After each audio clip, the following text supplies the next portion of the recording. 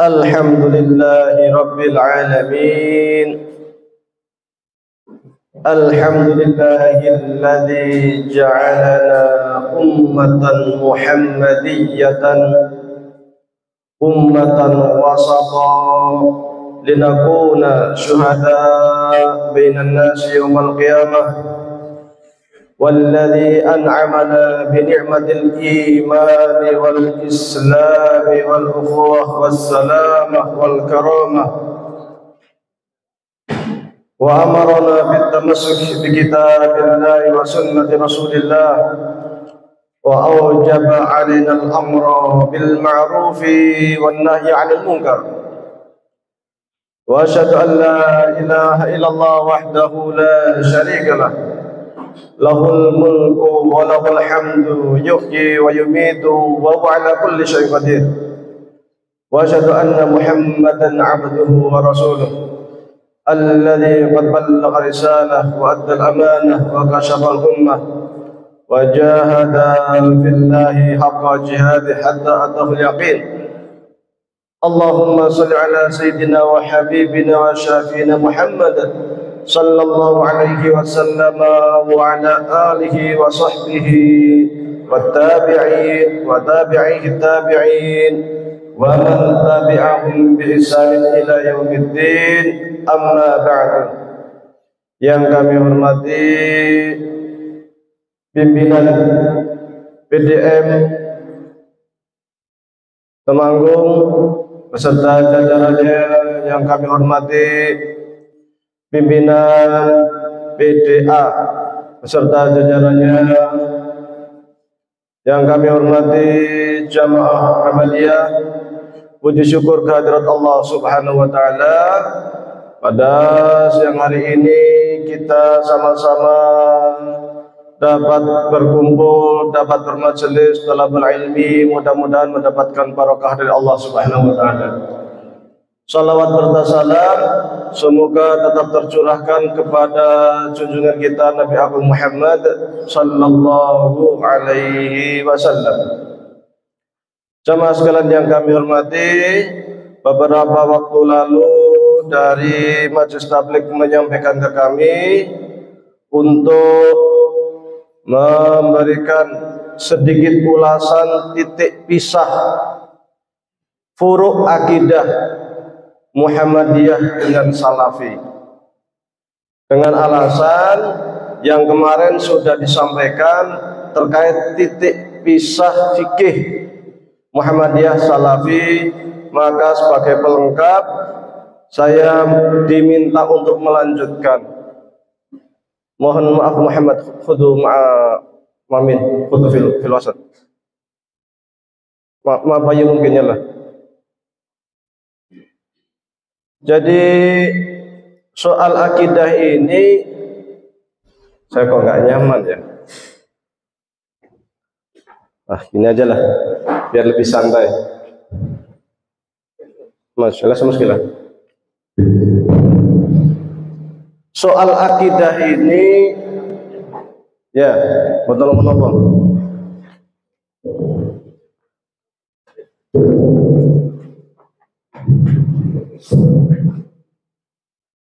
Ini saya sengaja bawa kitab sebagian. Saya tuh senang kalau ngaji, kalau terkait dengan ilmu-ilmu agama yang agak sensitif, saya bawa bukunya langsung. Ini sebagian kecil. Kalau pengen lengkapnya di tempat saya di pondok itu banyak sekali. Jadi waktu tahun 2019 kalau tak silap itu, saya menulis artikel ringan tentang akidah, syarah akidah Muhammadiyah. Saya share itu di grup Muhammadiyah, grup Al-Muflihun. Kebetulan grup saya Al-Muflihun itu sudah dari 2013. Bapak kita itu sudah bergabung sejak lama bersama kami di grup. Ya. Jadi saya share satu artikel, 2 artikel, 3 artikel, sampai kisaran 70 artikel. Lalu saya berhenti. Setelah berhenti, waktu itu ada diskusi hangat di grup Muhammadiyah. Di antaranya ada waktu itu beliau ayahanda Buya Yunahar. Maka Buya Yunahar waktu itu mengatakan, ya silahkan saja siapa yang hendak mencara HPT. Wahyudi kalau mau hendak mencara HPT ya silahkan. Maka kemudian ada beberapa yang menjapri saya, buat cara HPT-nya dilanjutkan. Saya waktu itu nggak begitu ngeh, karena saya itu kebiasaan kalau nulis itu apa yang ada di otak saya saja. Makanya editingnya berantakan. Pasti yang membaca tulisan saya itu editingnya mesti kacau balau. Karena saya kalau nulis itu apa yang di otak tulis, share. Apa yang tulis, share. Kalau orang akademisi kan enggak, kumpulin kitab, rujukannya apa, baru share kan gitu. Maka saya ketika selesai nulis bingung, ini di mana ya? Saya dulu ngerujuknya kemana ya? Nah, barulah bongkar-bongkar. Maka buku ini jadinya 3 jilid ya. Jadinya buku ini footnote-nya nggak lengkap. Karena dulu Buya Yunahar minta silahkan katanya kalau mau disyarah, maka saya selesaikan. Jadilah 3 jilid Ahlul Haq wa Sunnah, Syarah Himpunan Putusan Tarsim Muhammadiyah bab iman bagian ketuhanan. Ini ngomong tentang Tuhan. Ya. Kalau matannya kisaran 3 halaman. Jadi per halaman itu jadinya 1 jilid. 1 halaman 1 jilid. Di awal saya tadi sampaikan furu' akidah, bukan usul. Karena usul akidah tidak boleh beda. Sekali beda usul akidah, otomatis kafir. Kalau hanya perbedaan furu' itu namanya ahlul bid'ah wad dhalal kalau menggunakan istilah himpunan putusan tarjih. Sebenarnya saya membawa slide tapi tak perlulah. Sebenarnya ada slide. Semalam saya kirimkan ke Ustadz Rafi'i ya. Waktu itu awal mulanya saya menulis syarah ini karena sering muncul wacana diskusi. Sesungguhnya akidah Muhammadiyah itu kemana? Kita itu ahlu sunnah bukan, kita salafiyah bukan, kita wahabi bukan. Muncul seperti itu.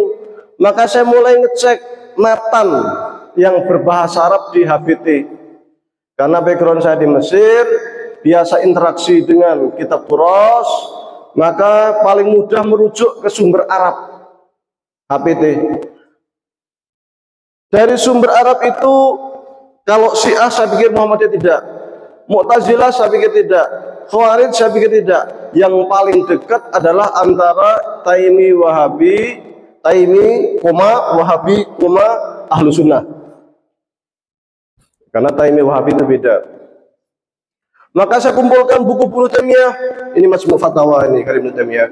Saya punya buku Taimiyah itu banyak, Majmu' Fatawa punya, Darut Ta'arud punya. Banyak sekali saya punya, Rosail punya, dan lain sebagainya. Jadi termasuk terkait dengan tawasul, terkait dengan macam-macam. Saya mengkoleksi punya saya Ibnu Taimiyah. Termasuk buku-bukunya Syekh Muhammad bin Abdul Wahab pun saya cari. Cuma yang Ibnu Taimiyah saya bawa hanya 1 untuk sampel. Ini ada buku namanya Kasyuf Syubhat. Nek orang ngerti Arab minimal tahu roh buku ini. Jadi kalau selama ini kita itu pernah mendengar Syekh Muhammad bin Abdul Wahab, bukunya mana? Ini loh bukunya. Judulnya Kasyf Syubhat. Ini bukunya. Kemudian ada buku lain Rasailud Dalail, juga karya Syekh Muhammad bin Abdul Wahab. Ada buku yang lain, Usul Salasah. Ini syarahnya, Syarhu Salasatil Usul. Ini yang paling terkenal. Ada 2 buku beliau yang terkenal. Ini sama Kitab Tauhid. Ini yang sering di mana-mana dijadikan pegangan. 2, ini sama Usul Salasah. Pondok-pondok, bahkan sebagian pondok Muhammadiyah juga pakai ini. Ya. Meskipun kalau kita rujuk HBT nanti akan ketemu, enggak ke sana. Ini buku-buku karya Syekh Muhammad bin Abdullah. Ada buku lain saya tinggal.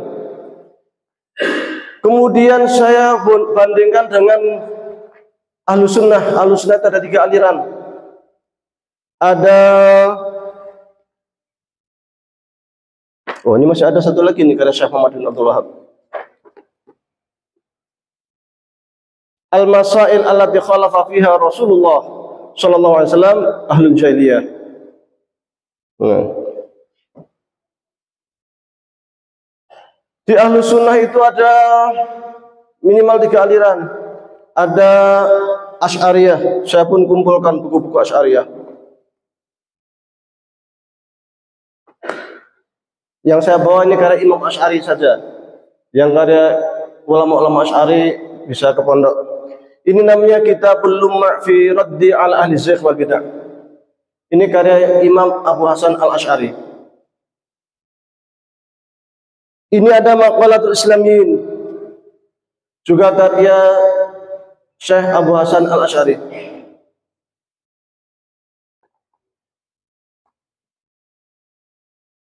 Ini ada Usulu Ahli Sunnati wal Jamaah. Cetak birunya Ahlu Sunnah ya ini. Jadi kalau ada yang ingin tahu konsep prinsip Ahlu Sunnah itu kayak apa, ini bukunya ini. Beliau ini termasuk orang pioner yang menggunakan istilah Ahlu Sunnah wal Jamaah. Karena sebelum beliau ini biasanya digunakan istilah Ahlul Hadis. Nah, ini bukunya. Kemudian buku beliau juga yang sangat ternama Al-Ibanah An Ushulid Diyanah. Ini indah, ini yang mentalik, yang ngasih komentar Syekh Islam Ibnu Taimiyah. Nah, ini satu aliran. 2 aliran itu mazhab Maturidi. Saya bawa beberapa contoh karena nanti ada kaitan. Ini Al-Aqwaid An-Nasfiyah.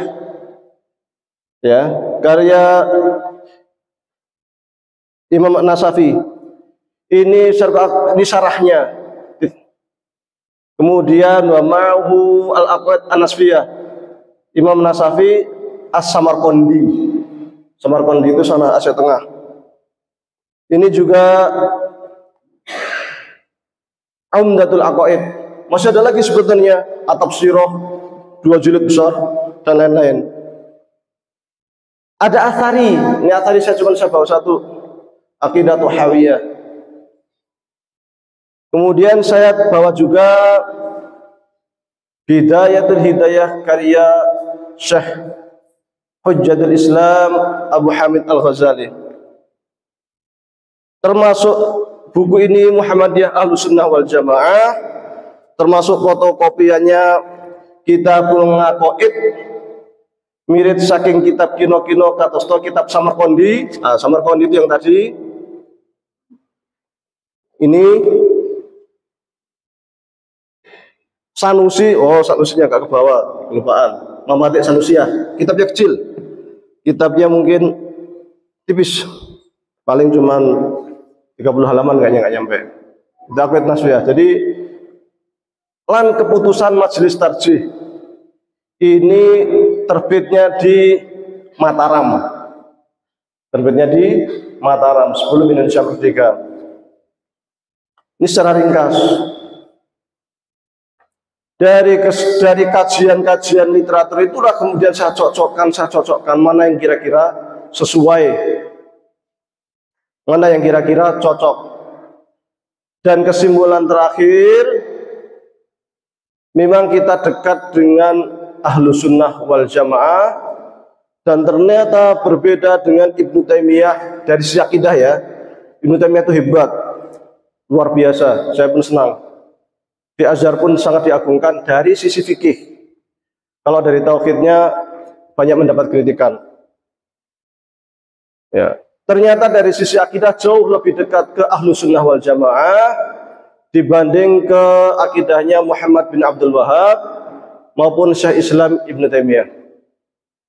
Saya kasih secara singkat biar ada gambaran. Zaman Rasul itu ya la ilaha illallah Muhammad Rasulullah. Nggak ada perpecahan akidah. Zaman Abu Bakar tidak ada. Zaman Umar mulai. Ada orang yang tanya tentang qadha dan qadar, maka langsung dipanggil sama Umar, disabetin pakai pelepah kurma, kemudian diusir dari Madinah, dibuang. reda. Muncul lagi terkait dengan fitnah kubra selepas Utsman bin Affan, sahabat Utsman bin Affan dibunuh oleh para demonstran yang berasal dari berbagai wilayah, utamanya Mesir, di mana mereka menuntut supaya sahabat Utsman turun dari singgasana, turun dari khalifah. Setelah Utsman ini dibunuh, kondisi chaos. Karena waktu pembunuhan itu sebenarnya demonstran itu waktu berdatangan itu para sahabat itu sudah berkali-kali, termasuk Ali bin Abi Thalib, berkali-kali meminta kepada sahabat Utsman, wahai sahabat Utsman, wahai Amirul Mukminin, biar kita tangani, biar kita usir mereka, para pemberontak itu, para demonstran itu. Tapi Utsman tidak pernah mau, biarkan saja, biarkan saja. Sampai akhirnya terjadilah dialog dengan para demonstran, mereka pergi pulang, keluar Madinah. Dan para sahabat sudah menawari berkali-kali kepada sahabat Utsman, rumahnya dijaga. Karena dulu yang namanya zaman Khalifah 4 itu, pemimpin umat, presiden kita belum punya istana negara. Jadi presiden ya tinggalnya di rumah sendiri, rumah pribadi. Termasuk sahabat Utsman ya tinggalnya di rumah pribadinya, rumah yang sangat sederhana. Singkat cerita, ketika para demonstran itu sudah berdialog dan sudah mau untuk mundur keluar Madinah, para sahabat-sahabat kembali ke tempatnya masing-masing. Ternyata menjelang pagi mereka datang lagi, merangsek ke rumahnya Utsman. Ada yang masuk ke pagarnya rumahnya Utsman, masuk ke dalam, sehingga berhasil membunuh sahabat Utsman. Chaos kaum muslimin, tidak ada pemimpin. Yang memimpin Madinah pada waktu itu adalah para pemberontak sampai beberapa hari. Para pemberontak. Dan para pemberontak ini tidak ada yang tidak punya tidak punya kekuatan politik. Mereka tidak bisa menjadi khalifah karena tidak mendapatkan legitimasi dari para sahabat. Maka para pemberontak ini selama 1 hari, 2 hari melobi sahabat-sahabat Nabi untuk mau menjadi khalifah. Sahabat tidak ada yang mau karena mereka khawatir hanya akan menjadi pimpinan bonekanya para pemberontak. Tapi kemudian di hari ketiga, para pemberontak ini mengancam, sekiranya tidak ada satupun sahabat yang mau jadi khalifah, maka Madinah akan kami bumi hanguskan. Kacau, karena pemberontak itu sangat banyak, demonstrannya itu luar biasa. Maka kemudian para sahabat bermusyawarah, maka ditetapkanlah Ali bin Abi Thalib sebagai khalifah. Maka di hari ketiga itulah kemudian Ali menjadi khalifah. Ali menjadi khalifah itu kondisi runyam antara Madinah dengan Syam, jauh. Berita terbunuhnya Ali tersebar sampai ke Syam. Di Syam sana ada sahabat Nabi juga yang bernama Muawiyah. Sahabat Nabi ini menuntut kepada Ali bin Abi Thalib supaya segera mencari siapa dalang pembunuh sahabat Utsman. Ali berat, ini yang membunuh buahnya, ini demonstran, ini nggak sederhana ini. Maka kemudian Ali mengatakan, silahkan baiat saya, nanti persoalan ini kita selesaikan. Namun kemudian Muawiyah mengatakan, kami akan membaiat Ali bin Abi Thalib kalau sudah berhasil menetapkan tersangka pembunuh Utsman. Akhirnya terjadi perselisihan. Singkat cerita, terjadilah pertempuran luar biasa antara sahabat Ali dan Muawiyah, karena fokus kita tidak di sejarahnya, jadi kita singkat. Terjadi pertempuran luar biasa beberapa kali sampai terjadinya namanya tahkim. Tahkim itu perundingan damai. Jadi dari kubu Muawiyah mengajukan damai kepada Ali bin Abi Thalib supaya berhenti perang, karena kaum muslimin sudah banyak yang menjadi korban. Ali bin Abi Thalib menerima tahkim. Ketika Ali menerima tahkim ini, pasukan Ali terpecah menjadi 2. Nah, ini awal mula perpecahan dalam bidang akidah. Terpecah menjadi 2. mereka yang mendukung sahabat Ali untuk menerima tahkim, perundingan damai, hasil dari perundingan damai. Separuh lagi atau kisaran 12.000 pasukan keluar tidak menerima perundingan antara Ali dan Muawiyah. Kelompok yang keluar dari Ali ini kemudian menyebut diri dengan istilah kelompok Khawarij. Lumayan banyak, 12.000 pasukan. Kelompok yang mendukung Ali ini namanya Syiah. Pada waktu itu istilah Syiah itu bukan seperti sekarang. Syiah itu adalah siapapun yang mendukung kepemimpinan Ali, namanya Syiatu Ali. Maka juga muncul istilah Syiah, Syiatu Muawiyah. Jadi ada Syiatu Ali, ada Syiatu Muawiyah.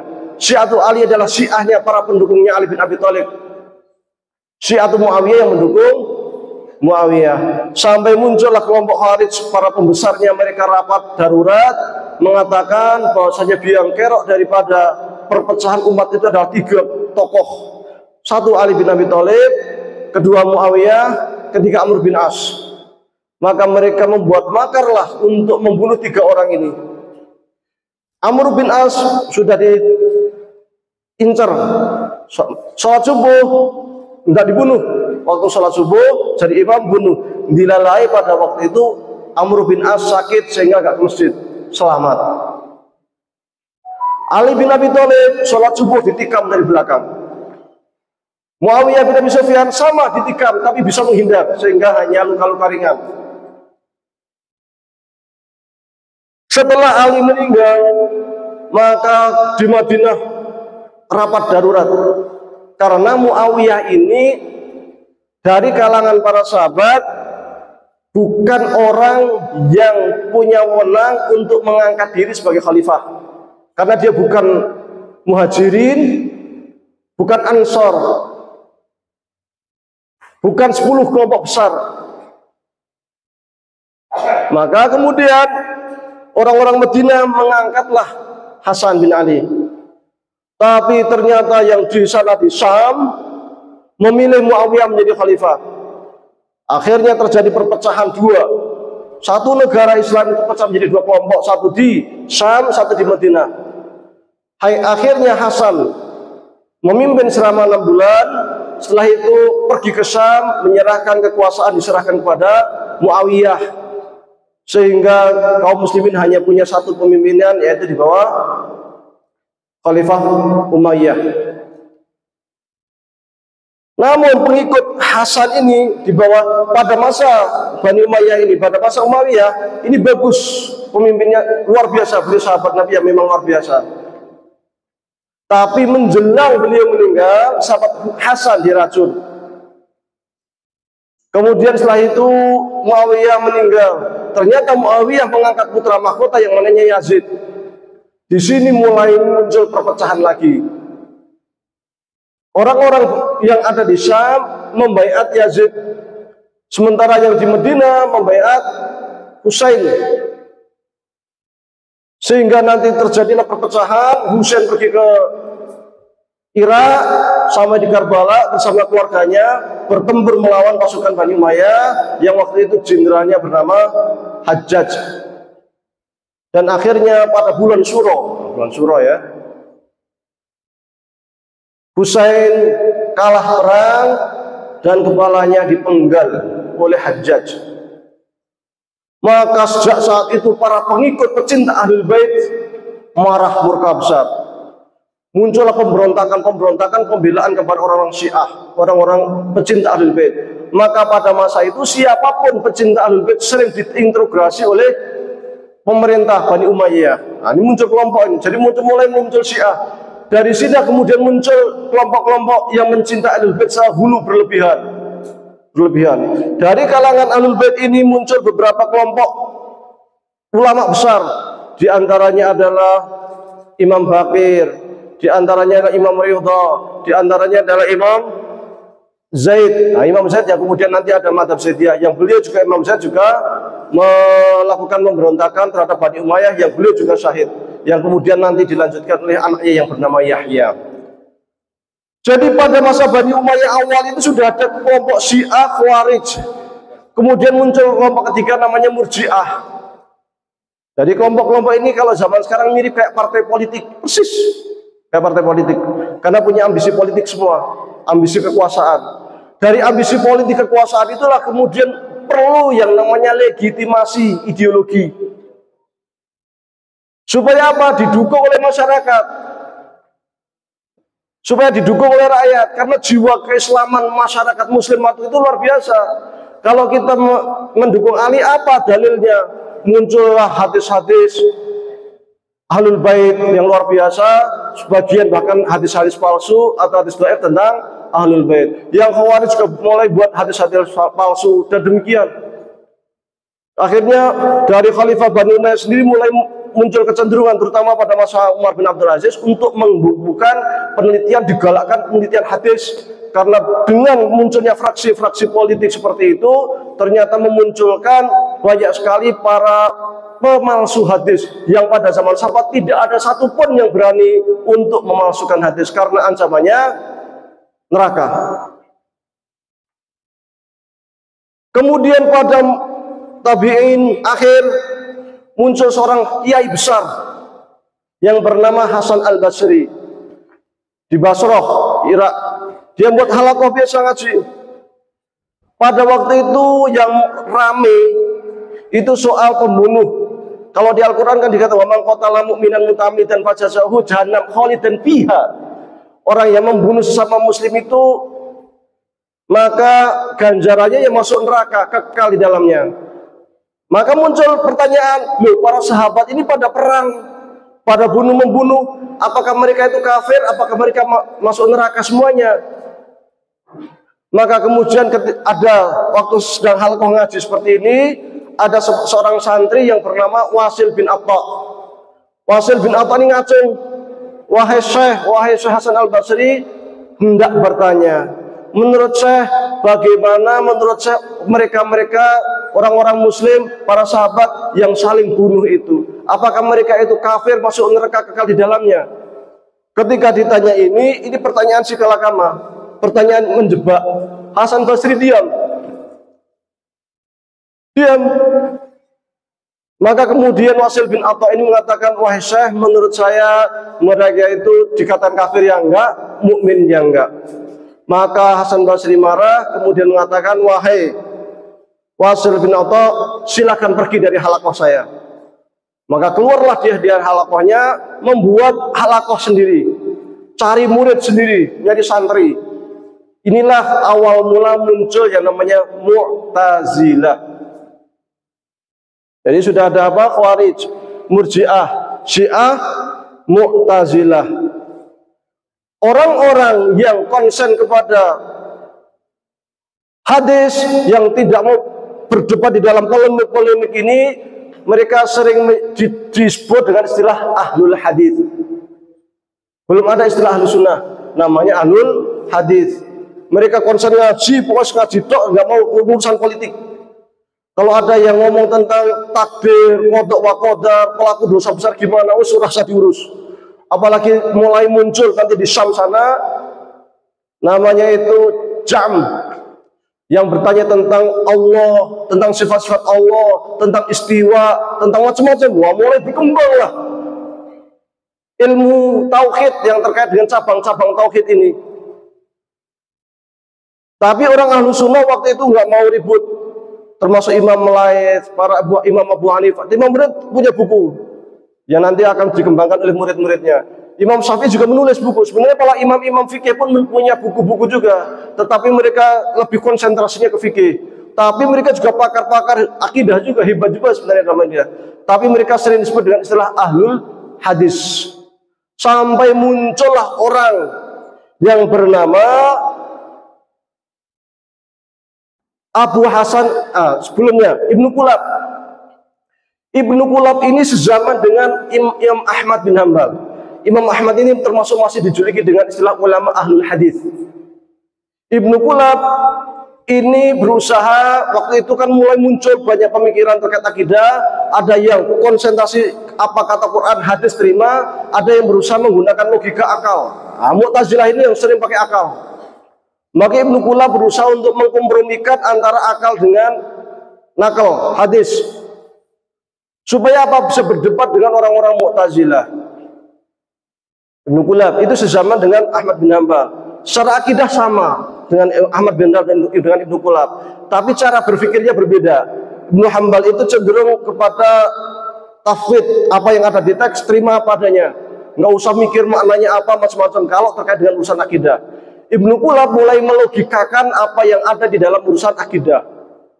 Setelah Ibnu Qulab muncullah seorang yang sangat ternama, yaitu Abu Hasan Al-Asy'ari, yang dia itu awal mulanya pengikut Mu'tazilah.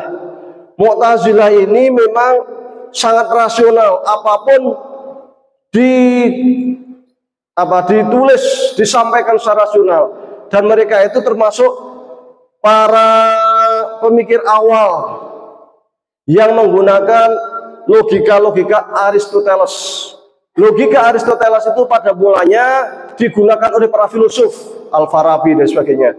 Ya, termasuk Ibnu Sina itu logika Aristo. Ulama kalam biasanya nggak pakai itu, tapi para Mu'tazilah ini mulai menggunakan itu. Nah, sehingga Imam Asy'ari ini secara logika sangat mapan sekali. Secara ilmu akliyah sangat mapan karena dia 40 tahun di Mu'tazilah.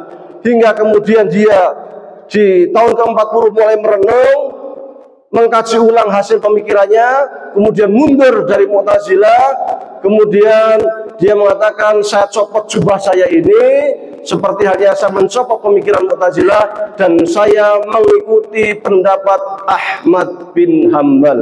Maka di dalam Al-Ibanah, di pengantar itu diterangkan secara detail, cetak birunya, beliau mengatakan, saya ini mengikuti apa yang disampaikan oleh Ahmad bin Hanbal. Kemudian beliau mulailah menulis buku-buku terkait dengan akidah Ahlussunnah wal Jamaah seperti yang saya sampaikan tadi. Nah, jadi sudah ada apa? Syiah, Khawarij, Murji'ah, Mu'tazilah, ya, Ahlussunnah wal Jamaah. Nah, Imam Asy'ari ketika ada di Baghdad atau ada di Baghdad ya, di sana Asia Tengah sana muncul namanya Imam Maturidi. Pemikirannya mirip dengan pemikiran Imam Asy'ari, mirip sekali. Paling berbeda di cabang-cabang kecil. Ada perbedaan tapi nggak banyak. Imam Maturidi ini secara fikih ke Hanafi. Maka kebanyakan mazhab Hanafi biasanya akidahnya ke Imam Maturidi. Kalau Syafi'i sebagian, Maliki itu ke Imam Asy'ari. Karena Syafi'i juga ada yang ke Mu'tazilah. Seperti Husain Al-Basri, kemudian siapa? Qadhi Abdul Jabbar, itu Mu'tazilah secara akidah, tetapi mazhab fikihnya Syafi'i. Adapun Hambali kebanyakan nanti ke Athari, ke Imam Ahmad bin Hanbal. Dari Ahmad bin Hanbal itulah nanti muncul diantaranya akidah Tahawiyah ini.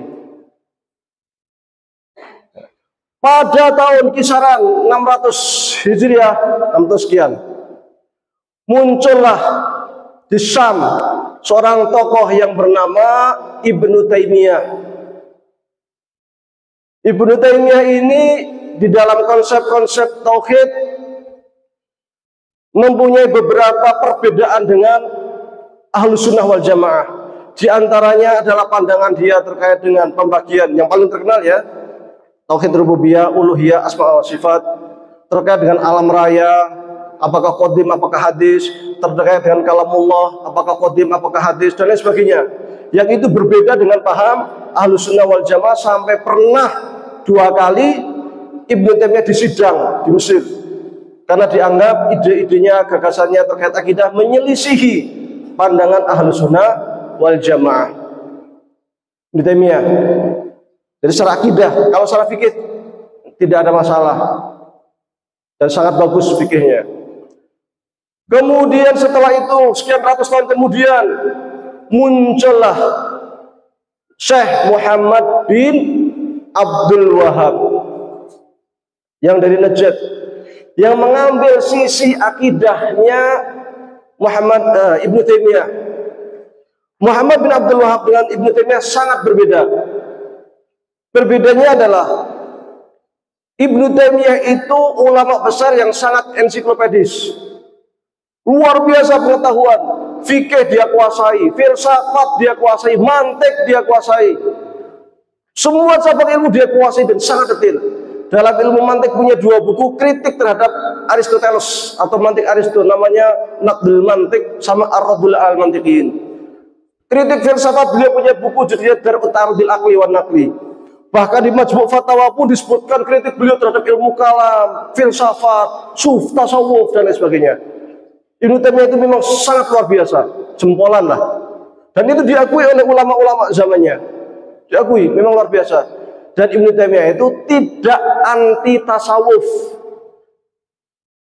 mengharamkan, melarang tasawuf yang melenceng, tetapi tasawuf yang sesuai dengan hukum syariat beliau iakan. Maka beliau punya 2 buku tasawuf, yang pertama judulnya itu Al-Maqamat wal Ahwal, yang kedua Syarah Mafatihul Ghaib, yang merupakan buku ini karya Syekh Abdul Qadir Al-Jilani yang disyarah oleh Ibnu Taimiyah. Kata bawah bukunya ada di sana. Dan itu juga beliau sebutkan lagi, diulang dalam kitabnya itu Rasail Dalail, jilid 1, petikan-petikan atau nukilan-nukilan Ibnu Taimiyah dari pendapat-pendapatnya Syekh Abdul Qadir Al-Jilani. Ada kesamaannya di mana? Syekh Abdul Qadir Al-Jilani ini madhabnya Hambali, dan Ibnu Taimiyah secara fikih juga Hambali. Jadi secara fikih Ibnu Taimiyah tidak buat madhab baru, tapi mengikut madhab Hambali. Adapun akidah, ya ini yang beliau memang berbeda akidahnya dengan Ahmad bin Hambal. Ibnu Taimiyah ini orangnya akomodatif dengan penguasa, tidak pernah melakukan konfrontasi dengan penguasa. Bahkan Ibnu Taimiyah ini yang kirim surat ke Ahmad bin Tulun di Mesir untuk melawan Tatar.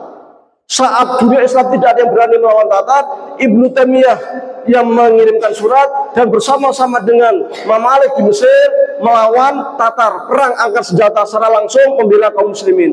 Makanya di Syam itu Suriah, Ibnu Taimiyah itu sangat diagung-agungkan, zaman dulu sampai sekarang ya, sangat dipuji-puji karena beliau punya jasa besar mengusir Tatar dari bumi Syam. Jadi nggak pernah konfrontatif dengan penguasa. Nah, beda dengan Muhammad bin Abdul Wahab. Muhammad bin Abdul Wahab ini cenderung keilmuannya ke tauhid dan cenderung konfrontasi dengan penguasa pada waktu itu, terutama Khalifah Utsmaniyah. Ya, bahkan melakukan beberapa kali pemberontakan. Dan kencang ketika melihat kuburan yang dianggap makamnya wali dihancurkan, orang yang tawasulan, tabarukah dianggap syirik, musyrik, dibunuh. Nah, itu disebutkan oleh Syekh Zaini Dahlan. Bahkan juga disebutkan oleh kakak kandungnya Syekh Muhammad bin Abdul Wahab sendiri terkait ide-ide Syekh Muhammad bin Abdul Wahab yang dianggap menyimpang dari jumhur ulama. Itu bisa dibaca dalam buku Suwaikul Mursalah fi Raddi 'alal Wahabiyah karya Syekh Zaini Dahlan. Syekh Zaini Dahlan ini punya murid namanya Syekh Bakar Sato yang nulis I'anatul Talibin. Syekh Bakar Sato itu punya murid yang bernama Muhammad Darwish.